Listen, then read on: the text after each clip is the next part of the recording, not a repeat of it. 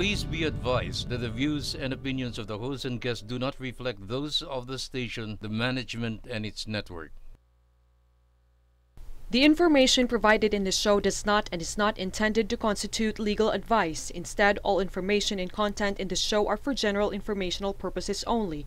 No viewer should act or refrain from acting on the basis of information provided in this show without first seeking legal advice from a proper counsel.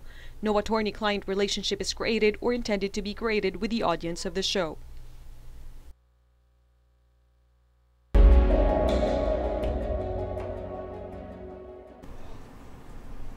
Magandang araw mga kauntahan. Nagbabalik ang People's Court para sa isa na namang makabuluhang episode na mapupulutan ninyo ng aral at dagdag kaalaman. Ako po ulit si Atty. Al Jumrani at kasama pa din natin ang nag-iisang si Judge J. Oyenko Nolasco. Hi, Judge! Hello, Atty. Al, at hello po sa inyong lahat. Isang magandang araw po mga kahuntahan na nanonood po sa atin, hindi lang sa TV kundi pati na rin sa ating mga social media accounts. At tulad ng sinabi ni Atty. Al, may bago na naman tayong pag-uusapan. True. Pero mamaya na namin po sasabihin sa inyo ang topic natin for today. Tatanungin muna kita, Atty. Al, para question and answer. Question and answer talaga? Kinakabahan ako. Ano kaya ito? Ayan ha. Paghandaan mo itong tanong ko. Anong masasabi mo sa pagbabalik ng face-to-face classes sa iba't ibang antas ng edukasyon? Oh, di ba? Napakaseryoso na tanong. Para tuloy yung bata na naging viral, di ba? Tinanong siya. Masaya. Yung bata na first day. Tapos sabi, ano oras ka pa dumating? Sabi niya, ano oras class mo? Alas 9.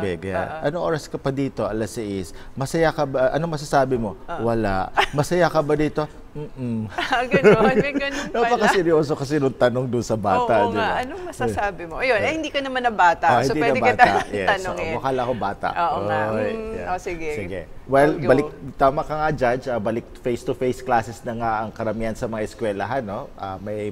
Pero may mga natitira pang mga nag-online class. Pero karamihan sa kanila ay mga college at post-college courses na lamang. Tulad ng nabanggit ko sa isang past episode natin, hybrid pa din ang classes sa mga law schools na tinuturuan ko. Alternating, kumbaga ngayong linggo online, next week naman face-to-face classes. Pero nagkaroon na ako ng face-to-face class last week. Okay, in fact, pinost ko nga yun eh. Oo, tsaka yung maraming mga changes na hindi pa ako sanay. But hopefully next meeting, ayan, masasanay na tayo doon sa mga changes. Pero hindi ba muffled ang boses mo? Muffled. Kaya nga di ba dapat naka-microphone? Correct. O, dapat nga. Tapos syempre, pag tinanong mo yung estudyante, sasabihin sa'yo, I'm sorry, sir. Gano. So, ulitin ko. Alam mo yung tempted na ako tanggalin yung mic para marinig ako. Ayun, ganon. So, baka dapat ang mga classrooms natin may microphone. Otherwise, magdadala tayo ng wireless. Correct, di ba? Madonna mic, di ba? Oo, yan. Naka-Madonna mic. Tapos magvo-vogue na lang ng ganon. So, ayun. Anyway, more than 2 years din kasi, no? Since nung last in-person classes. Kaya talagang may mga changes at mag-a-adjust talaga doon. I'm sure talagang kung ikaw nag-adjust, lalo na at nanibago, lalo na yung mga estudyante, di ba? Correct. Kasi nga sa mga nabalitaan natin, mixed ang reaksyon ng mga bata. Kagaya nga nung kinuwento mo kaninang masayang-masaya siya. Pero may mga umiyak din dahil may separation anxiety o sepangs na tinatawag mula sa pagkawalay sa kanilang mga bahay. Meron din namang mga natuwa dahil may interaction na ulit sila sa ibang mga bata. Actually, yung bunso ko, isa doon sa mga natuwa na meron ng interaction sa iba. Ang hangad lang natin ay maging safe ang lahat actually, no? Mga guro, mga estudyante, at mga school officials and employees. Tama kayo dyan, Judge. Mga kauntahan, patuloy pa rin po tayo mag-iingat, ha? So anyway, ako naman ang may tanong sa inyo, Judge. Sige, basta wag lang sa love life.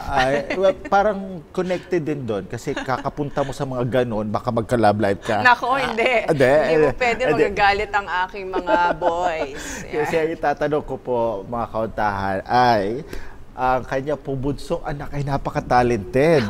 At nakita ko nga yung mga posts mo about his gig. No? Naku, may future at may potential sa music industry. Nako, salamat. Kamusta naman? Ikaw ba nagturo sa kanya para mag-play ng bass guitar? Actually, pati lead. Yes. Joke. Buti na lang hindi ko yung front. Pati vocals, pati yung keyboard sa anak ko, sa panganay. Ako lahat yun, hindi, joke lang. Hindi, siya, talagang he taught himself.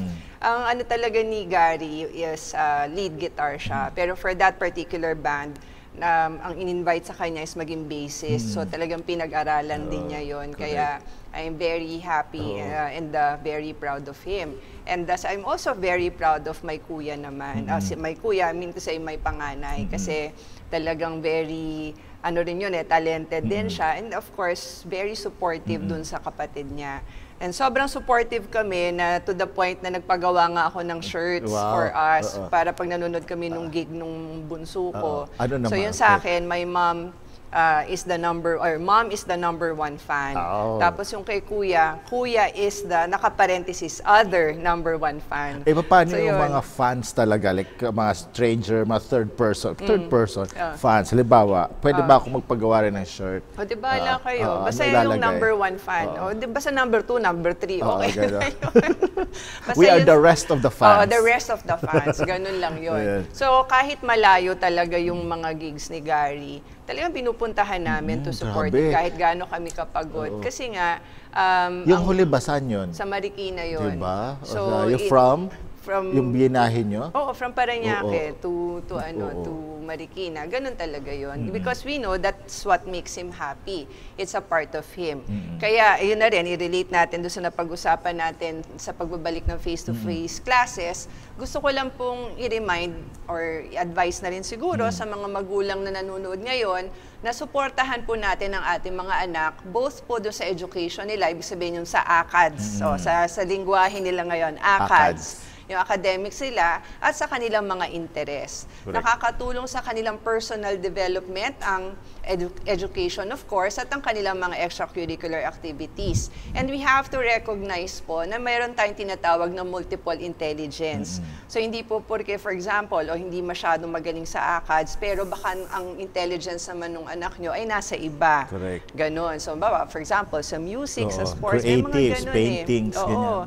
So we have to nurture that. Yun. As parents, it's our duty not only to feed them or to nurture them, but perhaps more than that is talagang to help them and support them to become the best versions of themselves. Yan. Oo. Very well said, Judge. At dahil dyan, ikaw na ang ulirang ina ng year 2022. Oo, carry over pa yan hanggang 2023. Thank you. Thank you naman. Yes. Pero seriously, totoo ang mga sinabi ni Judge. They're very inspiring for parents out there. Kaya mga parents dyan, it's your achievement when your children also succeed. Huwag kayong mapapagod at magsasawang suportahan ang mga anak nyo. Now, speaking of inspiring words, napanood nyo ba at na-inspire ba kayo sa aming previous episode on adoption? Kung hindi nyo napanood, magbalik tanaw tayo sa episode na yon. Roll VTR. Paano naging mas maganda yung administrative as compared to the court case? Kasi nga sabi, itong bagong batas natin, it aims to expedite the adoption proceeding. So, paano yun ginagawa under the new law ngayon? Are you asking about the entire process ba? Yun nga. Paano napabilis? Highlight mo lang sa ating mga kahuntahan. Napabilis siya kasi hindi na siya mag-go through ng trial sa korte. Magpasabit ka lang ng mga dokumentong kailangan at i-evaluate lamang ito ng NACC at maglalabas na sila ng desisyon. Kung sila ay mag-asawa, mag-a-apply sila bilang prospective adoptive parents. So, there's an application process, magbibigay ka ng documents na kailangan ng NACC. Like, anong documents yun? Yung marriage contract, income ninyo, if you're able to take care of another child, no? And yung psychological evaluation nyo, physical evaluation nyo, that you are well, at wala kayong mga kasong nasampalaban sa inyo. Pag na-evaluate yon at nakita na maayos, ilalagay kayo sa national roster of adoptive parents. So pag nandun na kayo sa roster, maari na kayong i-match with children who are available for adoption. So pag na-match naman kayo sa isang bata, magkakaroon ng supervised trial custody, usually at 6 months. And then pag maayos yung naging resulta ng trial custody, i-recommend kayo na mag-file na ng petition for adoption. Okay, pag may petition for adoption na-submit ninyo sa NACC, they have 60 days to determine kung i-grant or hindi. And then 15 days for the executive director to approve approval ng kanilang adoption. Ang una kong itatanong, yun yung follow-up ko sana, kasi nabanggit mo nga, Valor, kanina yung NACC na ipa-file sa yung petition sa NACC. Ngayon ba, operational ng NACC? Meron kasing transition period na tinatawag. 3 years yun under the law. So, kailangang i-transition yung mga ibang function ng DSWD and ICAB to the NACC. And then they need to establish mga RACU all over the country, as you mentioned. So it will take 3 years. But right now, they're accepting petitions for adoption. Ang kaibahan lang ay yung transition period, yung order of adoption na pipirmahan ng executive director ng NACC will have to be approved also by the DSWD secretary. Saan ito dapat i-file? Yung venue, yes. So file mo siya sa RACU, Regional Alternative Child Care Office. Thanks to our production team for the highlights. And of course, maraming salamat sa ating special guest, my classmate, Attorney Valor Vargas, for sharing her knowledge and insights sa bagong batas natin on adoption. Now, Attorney Al, kasi nga ikaw nagle-lecture ka rin on the new adoption law. Ano ang takeaway mo or pabaon mo to our kahuntahans from that episode on adoption? Yeah, thank you very much, Judge. And dahil sinabi mong nagle-lecture ka ako, I really like to apologize for the last meeting na ako sumagot doon sa isang tanong mo, di ba? No problem. Ayun, gano'n. Hindi mo kailangan ipag-apologize. Oh, yes. Sige, sa susunod, ako na sasagot lagi. Joke lang, hindi. Pero tayo special guest. Anyway, so Judge, sa akin, my takeaway is, of course, gusto ko i-emphasize yung procedure for adoption na sa ngayon ay administrative na po, hindi na po sa mga korte. Ang opisina na responsable dito ay ang National Authority for Child Care o NACC. Sa ilalim naman nito ay ang mga Regional Alternative Child Care Offices o RACO. Sa mga gustong mag-adopt, pumunta lang kayo sa pinakamalapit na RACO for the procedure at sa mga requirements. Sa ngayon, ang mga RACO ay nasa mga regional branches ng DSWD. Tandaan, pwede nyo i-adopt ang sarili nyong illegitimate o non-marital child. Pwede din ang isang batang kamag-anak nyo up to the 4th civil degree of consanguinity or affinity, o di kaya yung mga napakadaming batang declared na bilang legally available for adoption. Pinadali, pinasimple at mas affordable na adoption ngayon para mabigyan ng pag-asa ang mga batang deserving ng isang mapagmahal na tahanan. Wow. Yan. So kayo naman, Judge, ano ang mga pabaon niyo from that episode? Ako, thank you, Attorney Al, for your reminders, no, at yung mga discussion mo nga. No? Ako naman, gusto ko lang pahapyawan yung tungkol sa kung sino bang pwedeng mag-ampon at magpaampon sa ilalim ng RA 11642. So doon tayo sa kung sino ang pwedeng mag-ampon. No?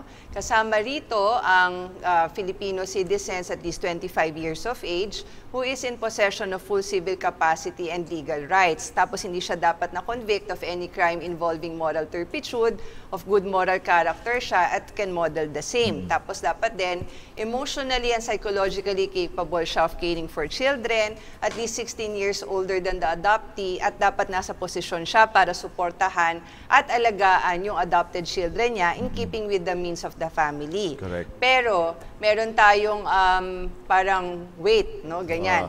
Yung requirement kasi na 16 years na age difference, pwede itong ibabaliwala yun kapag ang mag-a-adopt ay yung biological parent nung adoptee o kaya naman asawa nung adoptee's parent. Tapos pwede rin mag-adopt yung legal guardian, patungkol naman dun sa kanyang alaga pagka natapos na yung guardianship at pagka nagkaroon na nung clearance ng financial accountabilities. Correct. Kasama rin sa pwede mag-adopt yung tinatawag nating ina-inahan or ama-amahan patungkol naman dun sa kanilang alaga or anak-anakan. Ano tawag dun sa English?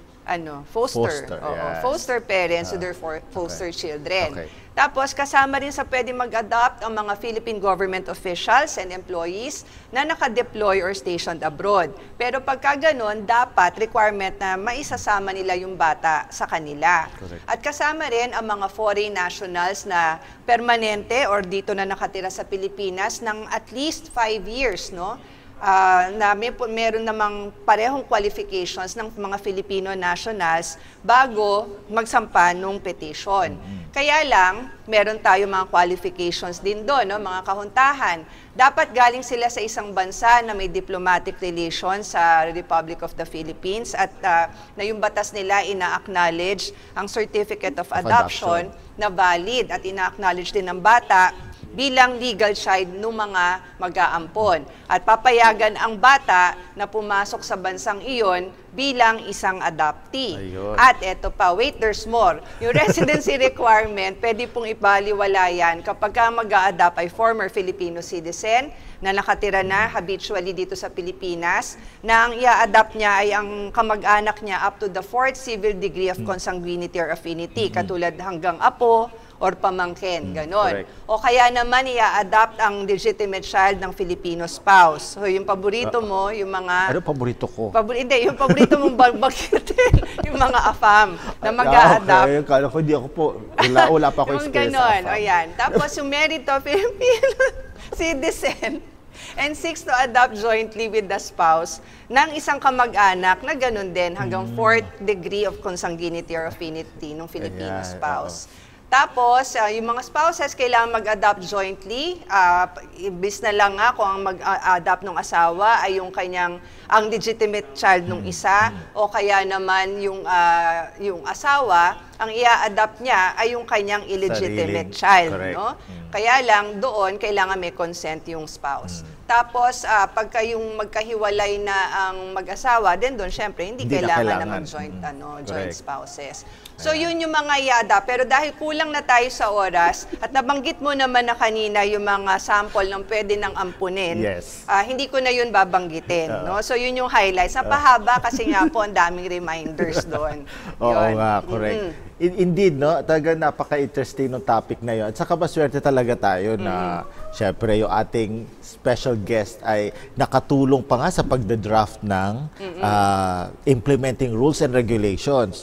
Na at the time na in-invite natin siya dito ay ilang araw pa lang nagte-take into effect. Kaya talaga we were very fortunate. So thank you very much, Judge, for your reminders and takeaways from our adoption episode. Kaya sa mga di po nakapanood ng episode na yon, please check our Facebook page and YouTube channel to watch the full episode. Please like, share, and follow our social media accounts. Of course, to watch all the episodes of People's Court, to get updates on future episodes, and for more legal information. And of course, kung may mga katanungan po kayo para sa amin ni Attorney Al, mag-message lang kayo sa aming Facebook o kaya naman ay mag-comment sa aming mga post sa Facebook at YouTube. Binabasa po namin ang lahat ng inyong mga mensahe, questions, comments at suggestions at kami rin mismo ang sumasagot. Siyempre pa, please catch us every Thursday, no? Preferably talaga sa TV nyo kayo panoorin kasi mas fresh si ako palahi. Pati.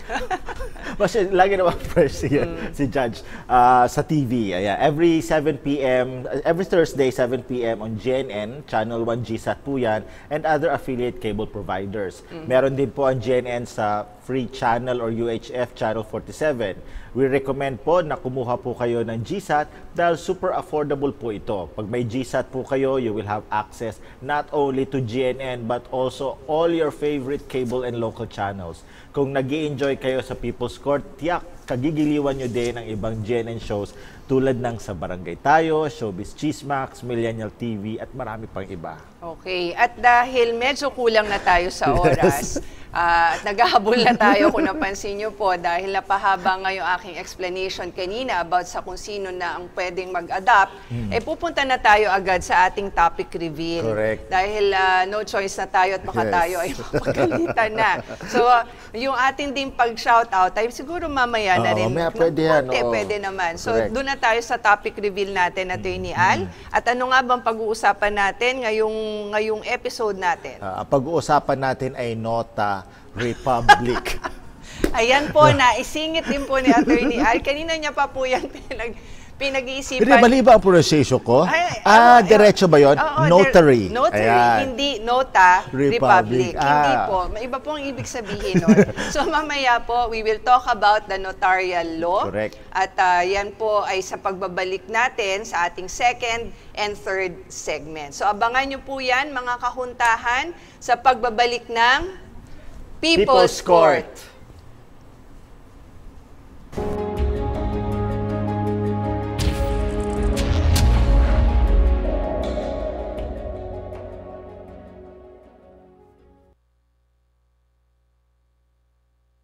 The information provided in the show does not and is not intended to constitute legal advice. Instead, all information and content in the show are for general informational purposes only. No viewer should act or refrain from acting on the basis of information provided in the show without first seeking legal advice from a proper counsel. No attorney-client relationship is created or intended to be created with the audience of the show.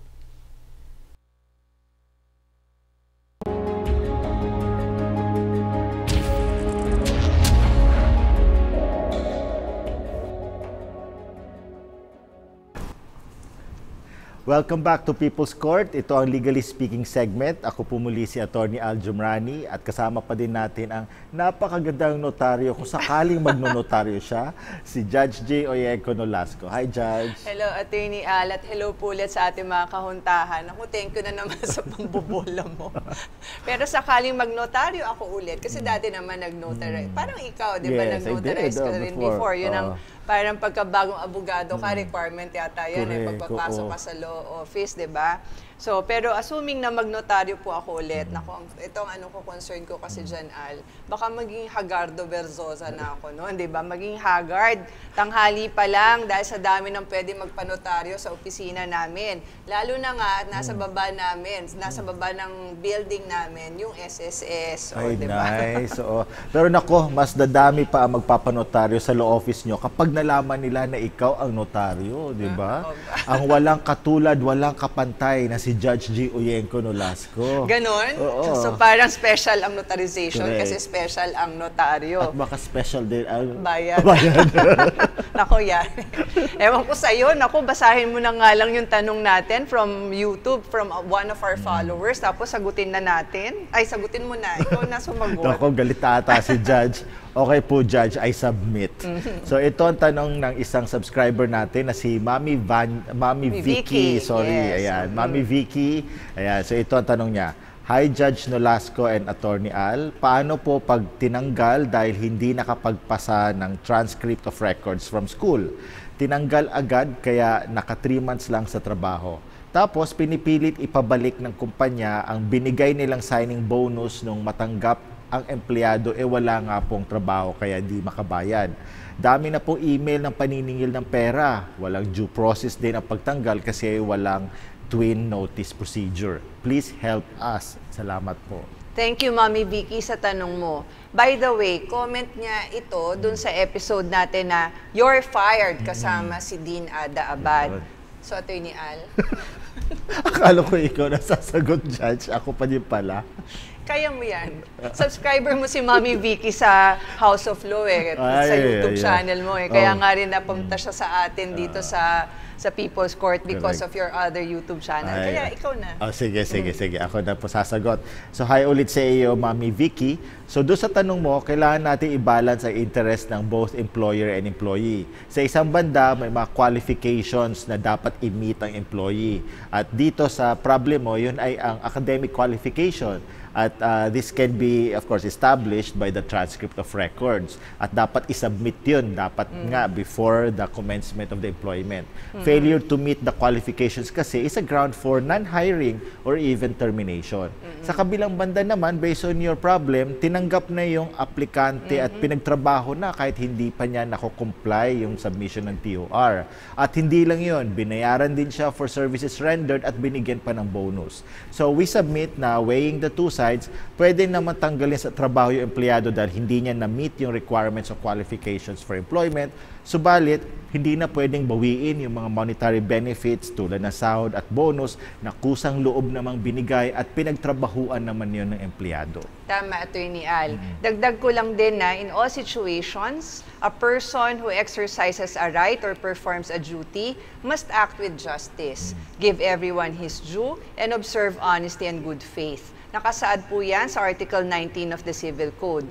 Furthermore, note should be made that in cases of doubts, yung pagdududa, lalo na dito sa mga labor cases na ganito, these doubts should be resolved in favor of the employee, in line with the policy under the Labor Code to afford protection to labor and construe doubts in favor of labor.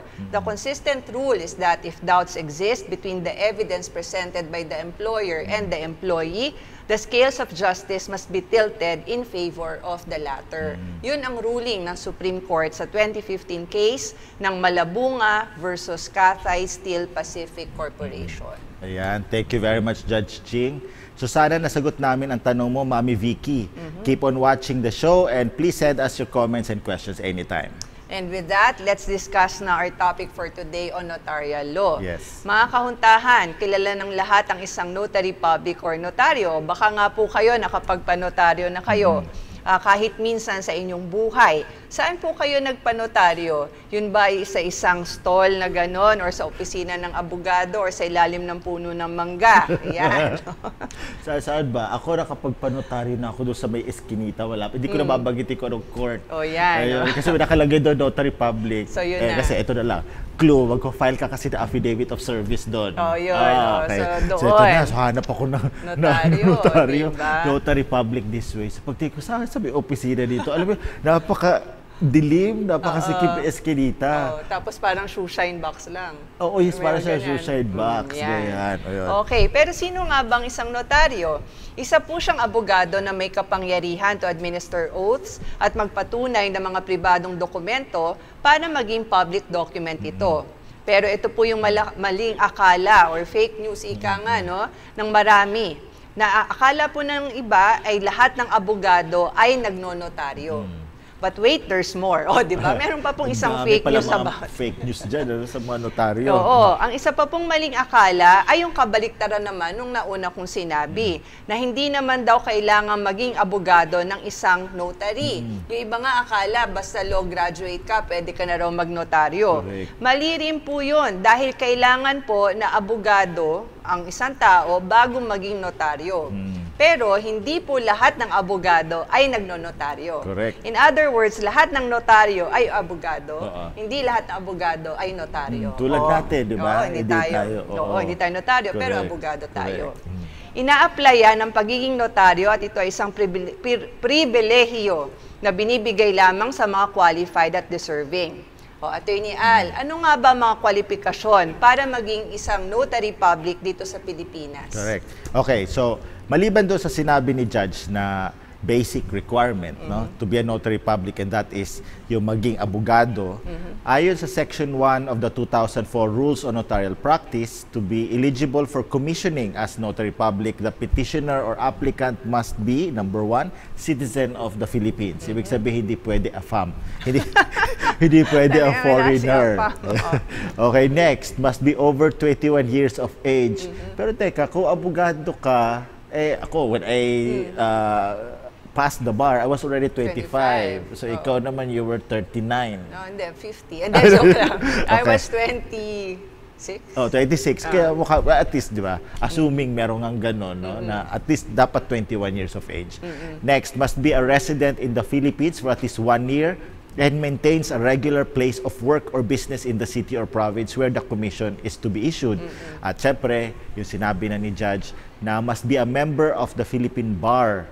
Ibig sabihin, abogado. At hindi lang yun, dapat abogado in good standing with clearances from the Office of the Bar Confidant of the Supreme Court and the Integrated Bar of the Philippines. At syempre pa, must not have been convicted in the first instance of any crime involving moral turpitude. Yun. So, kung naaprubahan ng petisyon at nabigyan ng notarial commission ng isang abogado, siya ay may kapangyarihan ng gumawa ng notarial acts tulad ng acknowledgements, oaths and affirmations, jurats. Ito yung pinag-uusapan namin ni Attorney Al. How do you pronounce this? Jurat? Jurat? Or yurat? Jurat, okay. So, Jurat. So, mamili na po kayo doon. Signature witnessing, copy certifications, at iba pang mga formalities na pinapahintulutan ng rules on notarial practice. Ang pinaka-popular dito ay yung acknowledgement at jurat. yes. Ano ang pinagkaiba nila, Attorney Al? Okay. Una-una, mas mahaba yung acknowledgement sa jurat. Okay. Okay, so okay, sorry. Ayan. So pinaliwanag ng Supreme Court ang kanilang kaibahan. sa kaso ng Ladrera versus Osorio at 2020 case. O, simplihan mo Okay, sige. Simplihan natin to. Okay. So the language of a jurat avows that the document was subscribed and sworn to before the notary public. On the other hand, an acknowledgement is the act of one who has executed a deed attesting the deed to be his own, okay, before some competent officer. The notary also declares that the executor of the document has personally attested before him or her the same to be the executor's act. Ang jurat ay madalas sa mga affidavit, samantala acknowledgement naman ay makikita sa mga contracts, special powers of attorney, ganyan. Hindi po siya pwede interchangeable. Bakit? Kasi yung isa, nanunumpakan na totoo ang nilalaman nito. So sa affidavit yun? Oo, sa affidavit, kaya jurat. Jurat. Yes, okay. So, yung namang sa kontrata, special power of attorney, dapat acknowledgement yun kasi pinapatunayan mo na ako mismo ang pumirma at this is my voluntary or kusang loob na pagpipirma. Yun, tama. So, maliwanag na po yan ang diferensya o kaibahan ng isang jurat o acknowledgement sa isang dokumento at kung saan ito gagamitin. Pero yun po ay tinatawag, pagka meron ng jurat or acknowledgement, tinatawag na po natin itong notarized document. Now, ano ba ang significance o kahalagahan ng isang notarized document? Mga kauntahan, by notarization, a private document is converted into a public document, making it admissible in court without further proof of authenticity. A notarial document is by law entitled to full faith and credence. Yan ang kahalagahan ng pagnonotaryo. Best evidence siya sa mga kaso sa korte. Di ba, Attorney Al? Yes, kaya dami nga mga kaso, di ba, ng cancellation of documents or halimbawa ayaw magbayad ng utang, laging ang wall na kailangan niyang i-break or dapat niyang i-surmount, so to speak, no, ay yung notarized document na yun. Because that's the best evidence of the document. Kaya ang hirap i-deny yung dokumentong nanotaryohan na. Kaya mga kauntahan, pero subalit mga kauntahan, tandaan natin na ang pagnonotaryo ay isang malaking responsibilidad. Ilang beses na sinabi ng Supreme Court na notarization is not an empty, meaningless, and routine act. It is invested with substantive public interest that only those who are qualified or authorized must act as notaries public. A notarial document is by law entitled to full faith and credit upon its face. And dahil dito, notaries public must observe with utmost care the basic requirements in the performance of their duties. Yan po ang kaso ng Spouses Frias versus Attorney Nelly Abao, 2019 case. At dahil dyan, marami mga notary public ang nasampahan na ng administrative cases. Kasama na dyan ang disbarment. Dahil na nga lang din sa kapabayaan nila sa kanilang pagnonotaryo. Example na lang, yung mga notaries na maraming branches. Oo nga, no? Yung branches nila ng mga kariton all over. So yun po, bawal po yun. So at yung kaya naman yung hindi nire-require yung mga IDs o kaya mga na-antedate, so bawal po yun. Pero mapalad po tayo today, mga kahuntahan, dahil sa tulong ng ating special guest, malalaman natin ang mga do's and don'ts, o yung mga dapat at hindi dapat gawin ng mga notary public, at kung paano rin makakapag-ingat ang ating mga kahuntahan. Tama, Judge. Maswerte tayo dahil expert sa topic ng notarial law at legal ethics ang ating special guest. Kung makakapagtanong ang ating mga televiewers ngayon, I'm sure ilan sa mga gusto nilang itanong ay, pwede bang magpanotaryo na hindi nagpapakita sa notaryo? O di kaya, pwede bang yung secretary ng notary public ang pipirma doon sa notarized document? O di kaya, anong mga ID ba ang dapat ipakita sa notary public? At lastly, pwede bang magnotaryo sa ilalim ng puno sa labas ng munisipyo? O diba, ang dami pa talagang tanong tungkol sa pagnonotaryo. Kaya natin naisip itong topic na ito para ma-educate naman ang ating mga kahuntahan tungkol sa mga dapat at hindi dapat pagdating sa notarization of documents. Kaya wag na natin patagalin pa, Attorney Al, no? Please introduce our special guest for today. Yes, it's my honor and pleasure, Judge Jing. Our special guest is a graduate of Bachelor of Science degree in Commerce from the De La Salle University, Manila, and of Bachelor of Laws from the Adamson University. She is a professor of law, an MCLE lecturer, and a book author on several subjects. No? Hindi lang notarial law, but also legal ethics. At practice court. I would have to mention the practice court. Correct. Kaya, and also before, simulan natin. She used to be a court attorney at the Office of the Bar Confidant, Supreme Court, for several years before her appointment in 2018 as presiding judge of the Metropolitan Trial Court, Branch 155, Pasig City. And dagdag ko lang, Atty. Al, alam ko magkasama kayo sa Adamson, pero Yes. nagkakilala kami at nagkasama kami sa Baste. Doon diba? kami unang nagkakilala. Yon. Pareho kami nagturo doon for a time. Nagkasabay kami. Pero di pa kayo judges no? Hindi ako judge na, si special guest. Hindi pa, okay. Yun. Kaya it's really an honor and a privilege for us na makasama natin siya sa show na to despite her very busy schedule, true. di ba? So mga kahuntahan, we welcome to the People's Court stage the Honorable Judge Teresa Sanchez Dizon. Yeah. Hello, Judge Tess. Nice to see Welcome you po. again. Hello. Nice to see you again, Nice to see diba? you too. Thank you. Thank you very thank you much for talaga, this. Judge. It's so great to see you again. Talagang ako personally, na-miss ko kayo, no? Yung mga times na nakasabay tayo sa Adamson. Remember, di ba, Wednesday group tayo noon? Nagkakasabay kami na schedule ni Judge. At saka, syempre, sa mga MCLE seminars.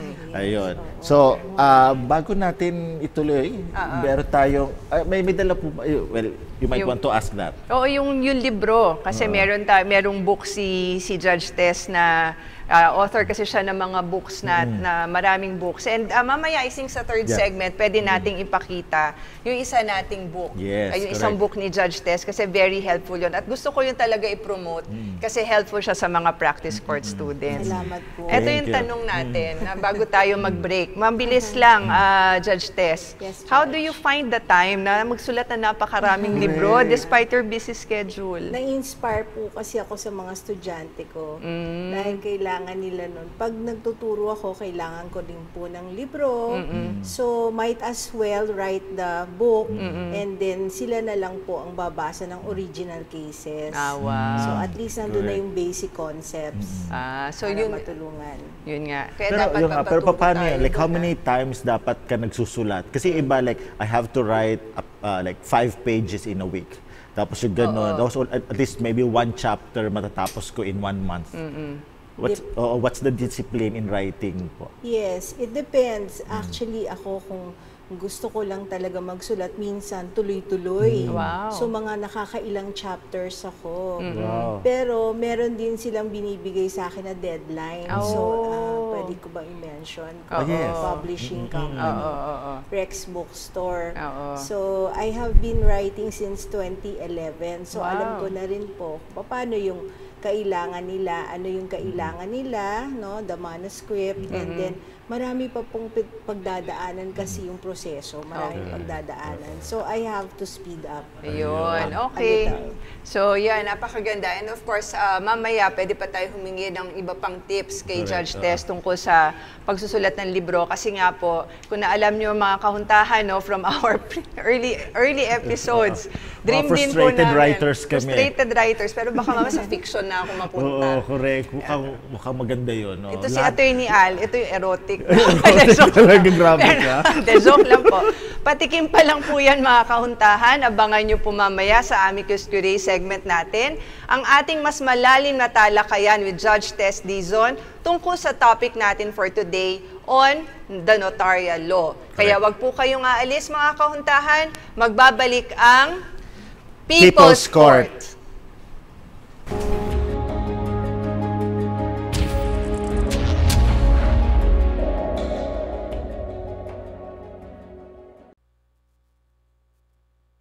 The information provided in this show does not and is not intended to constitute legal advice. Instead, all information and content in this show are for general informational purposes only.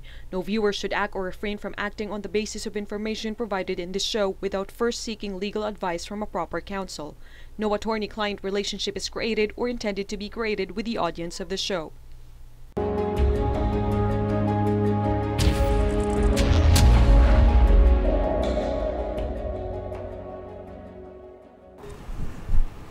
Welcome back to People's Court, mga kauntahan. Ako pa rin ito ulit, si Atty. Al Jumrani with my People's Court partner, Judge J. Oyenko Nolasco. This is the amicus curiae segment. Amicus curiae means friend of the court. At ang ating friend of the court and special guest today na gagabayan tayo tungkol sa notarial law ay walang iba kundi si Judge Tess Dizon. At bago pa tayo pumunta sa malalimang diskusyon, kasi marami tayong questions for today, magpo-promote muna ako ng libro ni Judge Tess kasi I'm very excited. Although may iba siyang books about legal ethics. For me, ito ang helpful. Kasi I teach practice court at ito lang ang tanging libro, I think, on the market right now on practice court. So ipopromote ko siya talaga. Handbook in Practice Court in Trial Courts featuring the 2019 Law Student Practice Rule, amending Rule 138A of the Rules of Court. So this is the 2021 edition. Ang author po nito ay no other than our special guest si Judge Tess Dizon. Kaya kumuha po kayo nito, very practical, lalo na po sa mga practice court students ko. Ito na, sinasabi ko na sa inyo in advance, ito ang inyong magiging guide textbook for this school year. Oh, yeah. At saka, kung tayo din, no, like ako personally, no, magagamit ko rin siya in actual practice. Yes, kasi nandito ngayon remote notarization. So, yan ha. At marami pa pong ibang books si Judge Tess Dizon. So, with that, ayan na, pwede na tayong mag-start. Mag-start na tayo sa ating mga katanungan tungkol sa notarization. So, ang una ko po tanong, Judge, no, we mentioned kanina na the effect of notarization is to convert a private document to a public document which is entitled to full faith and credit. Pero ito madalas na tanong ng mga tao. When they enter into a contract of sale, contract of lease, kahit promissory note, ganyan, kailangan ba dapat ipanotaryo itong mga dokumentong ito? What's the effect of notarization or the lack of notarization? Merong mga dokumento, Attorney Al, na kailangan nating ipanotaryo. Pero meron din naman na hindi na kailangan.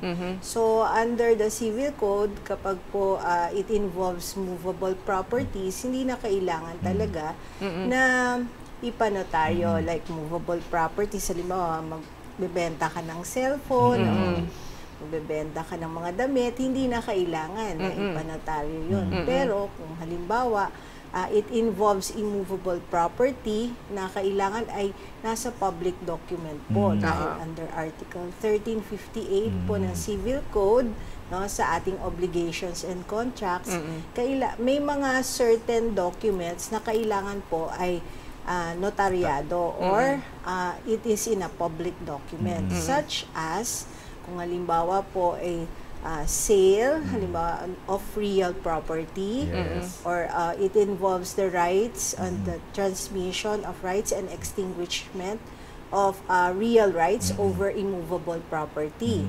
Tapos pangalawa po, kung tungkol po sa hereditary rights o kaya yung tungkol sa conjugal partnership of gains, kailangan po yan mag-a-appear sa isang public document. Kasi sabi nga natin kanina, dun sa earlier part, na importante po ang notarization because it converts a private document into a public document, which is already admissible in court without further proof of authenticity. So it is very important because it has the full faith and credence. Okay. So, meron din po mga ibang documents katulad ng power to administer a property. Kailangan din po yan na notaryado. Okay. Now, ito naman yung question ko. Kasi ito, alam na, sa mga nagpapanotaryo, parang yung kinuwento mo kanina na nag-execute ng judicial affidavit. Tapos yung tinanong ng judge kung nag-appear siya sa notaryo, hindi pala siya nag-appear. Kasi pinadala lang yung dokumento. Pinadala lang yung dokumento. And that's actually a common practice yata. So po pwede ba yung Judge Tess na halimbawa ako yung pumirma sa document, sa affidavit, tapos iba ang nagpanotaryo, hindi na ako nag-appear dun sa notaryo. Tapos yung proxy na lang, kung sino man yung nagpadala ng nagdala na lang ng ID ko. Po, pwede ba yun? Bawal po yan. Kasi yan po ay a prohibition under the 2004 rules on notarial practice. Kung ako po ay nagle-lecture sa MCLE, sa mga abogado, sinasabi ko na yan ang favorite violation ng lawyers. Tama, Dahil hindi po nila nire-require yung presence noong signatory to the document. Basta may ID. Oo. kailangan po i-require ng notary public yung presence ng signatory ng document during the time of the notarization. So habang ninonotaryo, nandun po yung tao personally appearing before the notary public. At kung halimbawa, may pangalawa pa pong requirement yan, na kung halimbawa ay kilala ng notary public, personally known to the notary public, ilalagay niya yun sa jurat or acknowledgement that he personally knows the principal or the affiant appearing before him. But then, kung hindi kilala ng notary public, yung principal, tawag natin principal, the one causing the notarization of the document, pag hindi niya kilala, kailangan po maghanap ng competent evidence of identity. Now, malaking talakayan din yan yung competent evidence of identity. Papayagan niyo po akong i-discuss din yan. Bago tayo pumunta doon sa competent evidence of identity, may follow-up question lang ako doon, Judge Tess, tungkol sa sinabi mo kasi bawal nga yung hindi ka nag-a-appear. Ano ang effect nun? Halimbawa lang may ganun, di ba? O the lawyer was found to have violated that, the notary public, hindi nag-appear sa kanya. Yun ba ay may legal effect or negative effect dun sa document itself? Like for example, ako nga hindi ako nag-appear, affidavit ko yun, pinadala lang doon sa notary, he notarized it, tapos later on it was found out that hindi naman ako nag-appear sa kanya. Will it affect the validity of that document, my affidavit? Or ang mananagot lang doon, of course, the lawyer can be administratively held liable for that. Pero yung sa document itself. Yung epekto po nung halimbawa, it is defective as to the notarization, it will not be considered as a public document. Okay. Pero it may be considered as a private document and valid pa yon between the parties. I see. Kaya lang, hindi siya considered as a public document kasi meron siyang defect I see. dun sa notarization. Now, yung lawyer, the notary public may have administrative cases against him. Okay. Ayun. Isa lang last Okay, so follow-up ko lang, tapos ikaw na. Okay, parang may issue ka sa mga notaryo. Hindi, kasi nga yung dito para lang maintindihan ng mga kahuntahan natin, yun pa pwede i-rectify. Kasi sabi nga ni Judge Tess, ang effect nun dun sa affidavit, for example, hindi na siya magiging public document kasi defective yung notarization. Can that affiant use that same document i-present sa ibang notary public tapos papanotaryohan niya ulit, i-rectify? Pwede. Para maging pero yung effect ng notarization will be on the second notarization. Yung proper na notarization. Yes. So, kailangan alam din ng notary public talaga yung rules natin. Okay. Kaya lagi namang kasama yon sa MCLE na lectures. Yes. Oo, tama. Correct. Yun. Ayun, Ikaw okay. na. So malinaw, sabi ni Judge, kailangan yung signatory o yung principal dapat must personally appear before the affiant. So ito nga, halimbawa ako mismo yung principal, eto na ako. I'm present. Pero ang pumirma secretary lang ng notaryo. Ayan. So kung pwede ba na ang pipirma nung sa notaryo at magsiselyo is yung sekretarya lang ng notary public? Hindi po, lalo na ding bawal yan sapagkat sa canons or the Code of Professional Responsibility under Canon 9, hindi po pwedeng pabayaan ng abogado ang unauthorized practice of law. No? In effect, pinapabayaan niya yung kanyang secretary or any person for that matter na hindi authorized to practice law. No? Under 9.01, the lawyer should not permit an unauthorized person to do any tasks which only a member of the Philippine Bar in good standing may perform. Okay. So, halimbawa, ang pagnonotaryo, even from the first step na kukuha pa lang siya ng competent evidence of identity, aalamin pa lang niya yung identity ng mga tao or yung principal, ay parte na yon ng function ng notary public. So, hindi pwedeng hayaan sa kahit sino. Kahit sa asawa niya, kahit sa driver. Correct. Or Personal talaga yun sa notaryo. No? So, hindi talaga po pwede pala yung mga for. Di ba? Doon sa period of for or by. Gano'n, hindi pwede. Pero may mga pagkakataon po na meron tayong nakikita. No? Ako, For one, meron akong kwento sa sarili kong kwento nung time na bago-bago ako sa Supreme Court. Naghanap ako ng notary public, tapos lalaki yung pangalan ng notary public. Pagpasok ko dun sa eskinita, kasi affidavit of loss lang naman ang ipapa-notarize ko. Babae ang pumipirma. Diba? Oo. Diba? Unfortunately, yun yung prevailing practice. Prevailing practice. So, because they don't care, no? Basta may notaryo lang, feeling nila para lang siya ceremonial. Yes. So, yung mga kahuntahan natin, yun ang exposure nila. Kasi pag nagtanong sila sa office, actually, iba nga hindi office eh. Yun nga lang kariton, as I mentioned. May notaryo po ba? O, sasabihin, yes. O, notaryo, magkano po? Yun na yun eh. Pero kaya tayo nga gumawa nitong episode na to para maipaliwanag sa inyo mga kahuntahan na yung ganun po ay actually pwedeng makaapekto doon sa dokumento nila. Yes. Yun. Kaya iwasan po natin yung ganun. Okay, so 'di ba sabi natin kanina dapat merong opisina, merong kasi 'di ba pag nag-apply ka ng commission, inaalam kasi no kung saan yung address mo. Yes. And I remember when I applied, talagang pinicturean pa namin yung opisina talaga. Yes. Kasi kailangan naman meron kang maayos din na pwesto pag notaryo. So ang tanong ko ngayon, Judge, meron ba mga instances na pwedeng magnotaryo ang isang notary public outside of his place of office? Opo, meron naman po nakalagay sa ating rules niyan, no?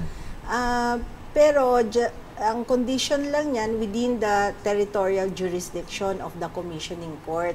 Kasi yung territorial jurisdiction po ng commissioning court, yan din po ang jurisdiction ng notary public. Halimbawa, na-commission yung isang notary public sa Manila, so sa Manila lang siya pwedeng magnotaryo. So may mga lugar po na pwede pong magnotaryo even outside the regular place of work of the notary public, such as number 1, public convention halls or public offices which may require the notarization of documents.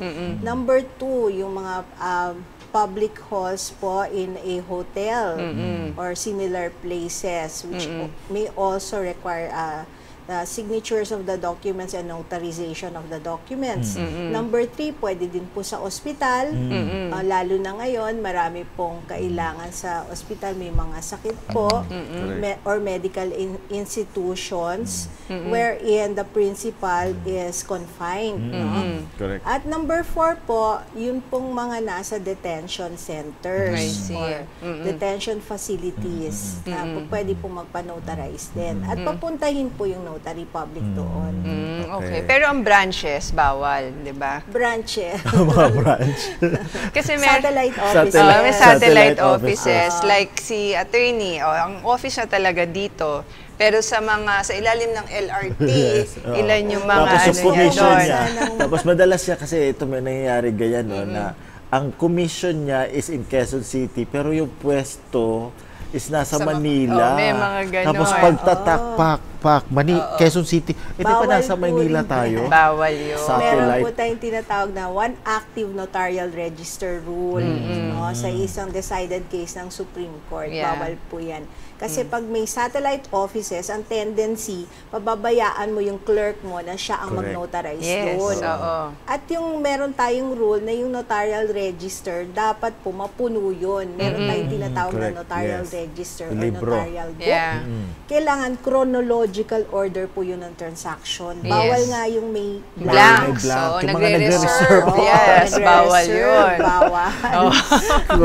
At yun, meron pa, before tayo pumunta doon sa remote notarization, kasi nabanggit na ni Judge Tess kanina about yung competent forms of, competent evidence of identity. Ano-ano yun, mga Judge Tess, para sa information na ating mga kahuntahan? Sige po. Yung competent evidence of identity na yan ay kailangan, yung general rule is that it must be one current identification, at least one current identification from an official agency bearing a photograph and a signature of the individual. So, 3 requirements. At least one current identification document. So, ibig sabihin, kahit isa lang, ang ilagay ng notary public as a competent evidence of identity, pwede na. Bakit current? Kasi hindi pwedeng expired. Okay, oo. Okay. Pero ang mukha mo naman hindi nag-expire at saka hindi test. Pero ano yung mga examples ng mga ng mga acceptable na So na-amend po ito sa under the rules. Pero yung amendment niya in-expand lang yung ganung definition. So sinabi po ng Supreme Court, ito po yung mga pwedeng competent evidence of identity. So sa makatwid mga ID na pwede nating i-present. So ano yun? Unang-una, passport, driver's license, PRC ID, SSS ID, no? Senior citizens ID, postal. OWA, postal, yes, postal. Okay. Yung mga barangay clearance, Yun, pwede barangay po, certification. barangay clearance, pwede yan. NBI clearance. NBI clearance, pwede rin. Okay. Ano So, pa to? yung mga PWD ID, Company ID. government company. Government pag private. Government ID. Government. Ang company Hindi hindi. po. Kasi I see. from an official agency, meaning from the government. I see. So, Okay. halimbawa, ang IBP card po natin, pwede. hindi po pwede. Talaga. Oo, kasi talaga? hindi po from the government ang IBP. Kaya Kahit- tinatanong ng lawyers. Ayan, Hindi kasama. Correct. Alam na Kasi ako natin. naman sa wallet ko, lagi ako may isa pang government ID. Oo, Kasi na-try ko dapat. na rin yan na hindi tinanggap yung IBP ID ID. ko sa isang grocery. Kasi bibigay ka ng credit card, tapos yung IBP, sir, meron ka pa ba ibang ID dyan? So, usually. bibigay, ayoko na lang mag-argue na IBP lawyer ako or something. Wala, hindi na. Okay. So, yan. Punta na tayo dun sa Doon, ano. Ito okay. kasi very recent Correct, oo. reforms project din ng Supreme Court, yung sa remote notarization. Ito, interested ako dito. Ano ba to, Judge Tess? Paano yun? It's the 2020 interim rules on remote notarization of paper documents.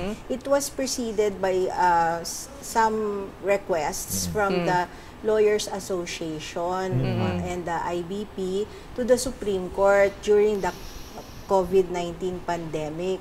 Because since we cannot go out before, no, yung matindi yung quarantine, no, natin, classifications.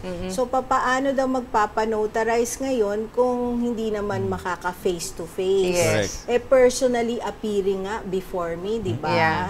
So, paanong gagawin? So, sila ay nag-draft ng isang rule na tinatawag nating RON rules. So, yaan nga ang maaari nating gawin para magpanotarize ng isang dokumento. Although, medyo mahaba yung procedure dyan. Pero, paano pero konti sa lang. konti, Konti pahapyaw. lang. So, merong ginagamit na video conferencing facility, no, na tinatawag. So, yung mga ginagamit natin, kailangan we should be able to hear, no, speak, and communicate with the principal, and the notary public can communicate with them as well as the signatories in real time. I see. So, pwede yan yung ginagamit nating Google Meet, Zoom, Microsoft Teams, or WebEx. Yan. Facebook chat, video Messenger, chat, ganon, Messenger Viber. chat. Viber. Pwede ba yun? Maaari po kasi other Other electronic means pwede rin. oo. I see. Okay. Basta't nakikita Basta mo, in real naririnig mo. Real time. Kaya lang meron isa pa na requirement. Kailangan makita kung nasaan ka, yung geolocation mo, na okay. capable ng GPS capabilities, no? May capability ngayon. Bakit po kailangan yon? Bakit kailangan yon? Kasi kailangan makita ng notary public yung location mo na principal. Kasi di ba pag nagno-notarize tayo face-to-face, kailangan yung principal pupunta sa'yo. Correct. No? Tapos yung jurisdiction mo, nandun ka lang kasi doon ka lang pwedeng magnotaryo.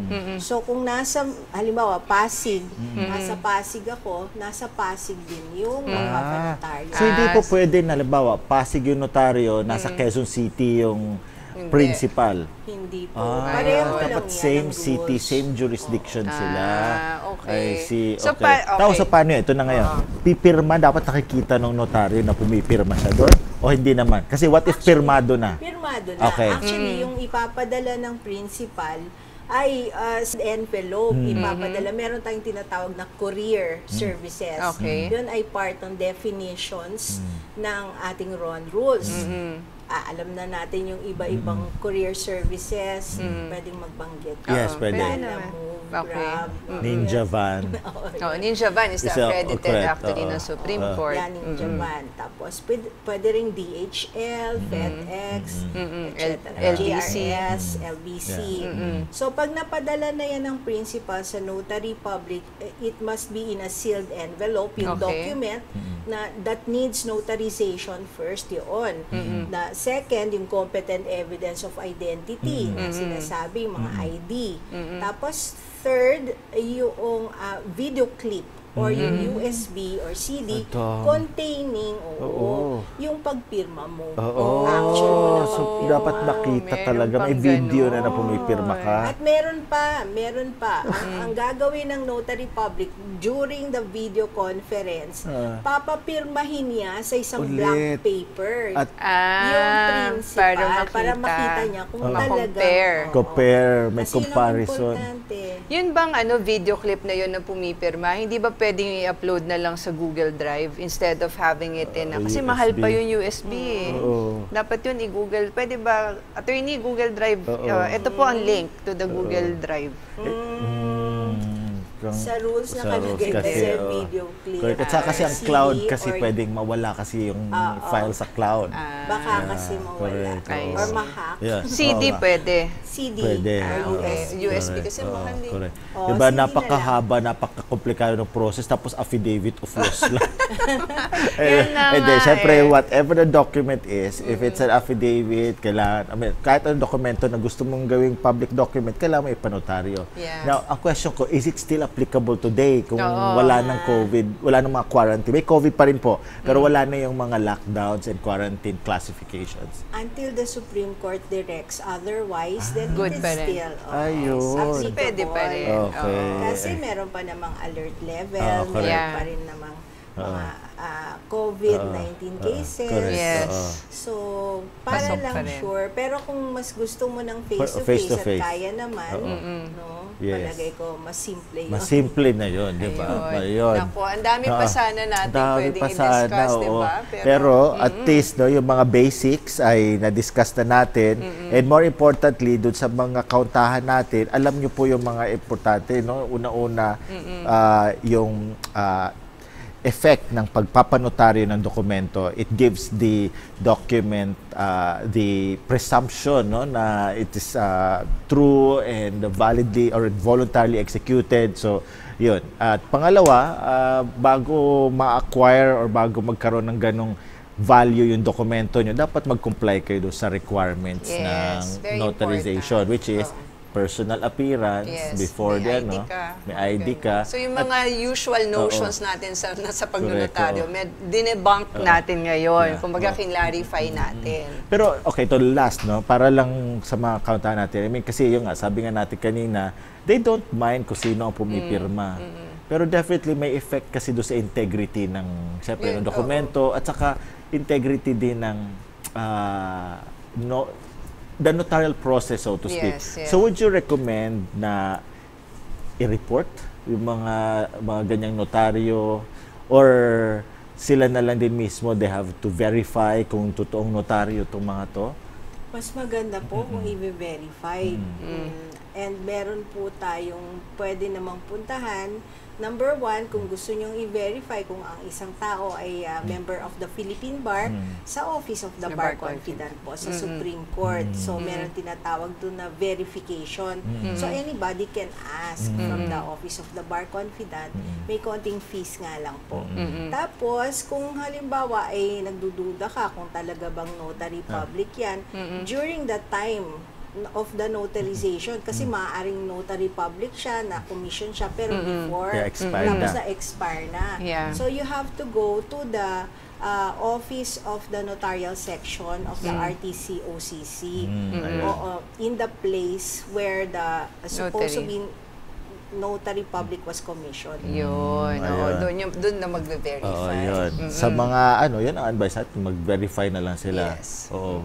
Okay. Anyway, that's all the time we have, unfortunately. Gayon pa man, ang dami nating na-discuss with Judge Tess on the topic of notarial law. Ulit, thank you so much, Judge Tess. Thank you rin po. Thank you so much, Attorney Judge Jing. It's a pleasure to be here. Maraming salamat talaga, Judge Tess. At we are really thankful to you for simplifying the notarial law for us. Now, meron ka bang parting words to our kahuntahans regarding this topic? Yung last advice mo before we end? Siguro, ang sasabihin ko lang po sa mga kahuntahan natin ay mag-iingat po kayo sa pagpirma ng mga dokumento. Kailangan po naiintindihan ninyo kung ano yung pinipirmahan ninyo. At kung halimbawa may mga katanungan kayo, pwede naman po kayong magtanong sa mga abogado o kaya dun sa notary public mismo bago po kayo magpapanotaryo dahil napakalaki po ng epekto ng notarization sa atin. Ayun. Again, thanks so much, Judge Tess. No? Sana ay pwede ka ulit namin mag-guest dito sa show. Oo nga. So, sure. At dyan po nagtatapos sa ating episode on notarial law, mga kauntahan. Maraming salamat sa inyong pagsama sa amin today. Kita-kits ulit tayo next week, ha? Ako po muli si Attorney Al Jumrani. At ako naman po si former Judge Jing Uyenko Nolasco. And again, thank you very much, Judge Tess. It's good to see you again. At syempre pa, sa inyong mga kahuntahan, sa walang sawa niyong suporta sa ating programa, maraming salamat po for that. Sana po ay naliwanagan kayo tungkol sa ins and outs ng pagnonotaryo at pagpapanotaryo. Ngayon, kung may mga katanungan pa po kayo tungkol dito, please feel free to message us anytime. At syempre pa, samahan niyo po kami uli sa next episode natin dito sa show natin na For the People, By the People, Of the People. This is the People's Court.